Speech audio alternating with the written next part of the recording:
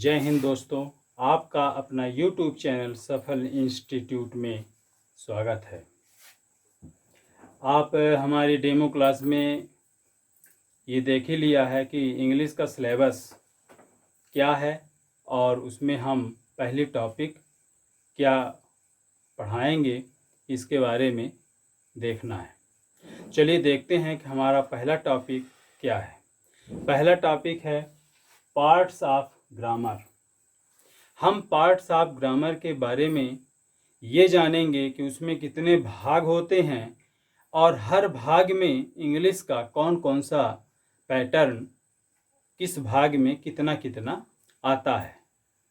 ठीक है, तो चलिए देखते हैं कि हमारे पहले टॉपिक का पहला भाग क्या है। पहले भाग का नाम है ऑर्थोग्राफी। ऑर्थोग्राफी यानी इमला या कहें तो हिज्जे भी कह सकते हैं। तो इस भाग के अंतर्गत ऑर्थोग्राफी के अंतर्गत हम वर्णमाला, पद्यांश तथा वर्णमेल आदि का समावेश पाते हैं। जैसे आप लोग जानते हैं कि इंग्लिश अल्फ़ाबेट में कुल कितने वर्णमाला होते हैं, तो 26 होते हैं। कितने होते हैं? 26,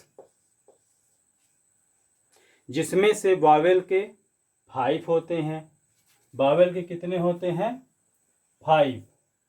और कॉन्सोनेंट के 19 और 2 हमारे और वर्ड बचते हैं जिसको हम सेमी वावेल बोलते हैं, जो अर्ध स्वर की श्रेणी में आता है।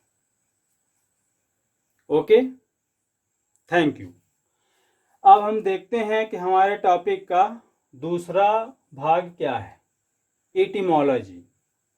हमारा दूसरा भाग है इटिमोलॉजी, जिसको हम शब्द साधन या व्युत्पत्ति भी कह सकते हैं। इस भाग के अंतर्गत शब्द समूह की श्रेणी, विभाग, अनुवाद और शब्द धातु आदि के बारे में पढ़ते हैं। ये सारी जानकारियां हमारे इटिमोलॉजी के अंतर्गत आती है। इसके बाद हमारे टॉपिक का थर्ड भाग है सिंटैक्स, जिसको हम वाक्य विन्यास या वाक्य रचना कह सकते हैं। इस भाग में अंग्रेजी का वाक्य रचना और उसकी साज सज्जा के बारे में हम समझते हैं, जानते हैं। ठीक उसी प्रकार हम है ना, उसकी साज सज्जा किस प्रकार से करते हैं और उसकी रचना हम कैसे करते हैं कि वो सही और अच्छा लगे। ठीक है दोस्तों, तो अपने टॉपिक का है प्रोसोडी, जिसको हम छंद शास्त्र या दूसरी भाषा में पिंगल भी कह सकते हैं। इस भाग में कविता और वाणियों में ध्वनियों और लयों के पैटर्न, छंदों का व्यवस्थित अध्ययन, यानी अंग्रेजी का यह भाग इतना मैटर जो है तो हमारे प्रोसोडी इस भाग में आता है। ओके, और नेक्स्ट हमारे टॉपिक का नेक्स्ट भाग है पंचुएशन। जो अंतिम भाग है वो है पंचुएशन।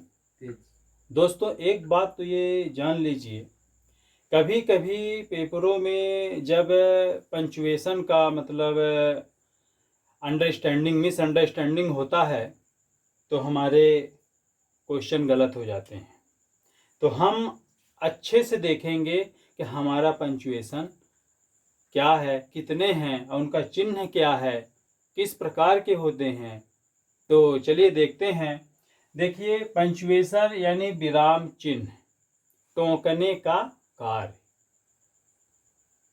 सही भी हो गलत भी हो, फिर भी हम टोक कर किसी को रोक सकते हैं, है कि नहीं। चलिए देखते हैं।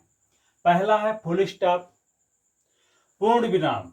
इसका चिन्ह इस प्रकार से होता है। सेकंड नंबर कामा अल्प विराम, इसका चिन्ह ये है। इंट्रोगेशन, प्रश्नवाचक, इसका चिन्ह ये है। इन्वर्टेड कामा, उद्धरण चिन्ह, इसका चिन्ह इस प्रकार से है। नेक्स्ट है अपोस्ट्रॉफी, संबंध कारक, संबंध कारक का चिन्ह ये है। नेक्स्ट है सेमीकॉलन, अर्धविराम, इसका चिन्ह ये है। देखिए, समझिए, लिखिए, तभी हम जाके अंडरस्टैंड हो पाएंगे। ओके। नेक्स्ट है कॉलन, अपूर्ण विराम, इसका चिन्ह इस प्रकार से है। 8वां है एक्सक्लेमेशन, विस्मयादिबोधक, जिसका चिन्ह इस प्रकार से होता है। और नेक्स्ट पॉइंट है डैश, डैश को देख लीजिए दोस्तों। हाइफन, समास चिन्ह, ये दोनों एक ही प्रकार के होते हैं, थोड़ा डिफरेंस होता है। डैश हमारा बड़ा होता है, हाइफन थोड़ा उससे छोटा होता है। नेक्स्ट है ब्रैकेट, कोष्टक, कोष्टक 3 प्रकार से होता है। और लास्ट है कैपिटल लेटर, बड़े अक्षर। जब हम कोई शब्द, कोई सेंटेंस, कोई पैराग्राफ लिखते हैं तो उसमें हमें कैपिटल लेटर का ध्यान रखना पड़ता है, तभी वो शुद्ध माना जाता है।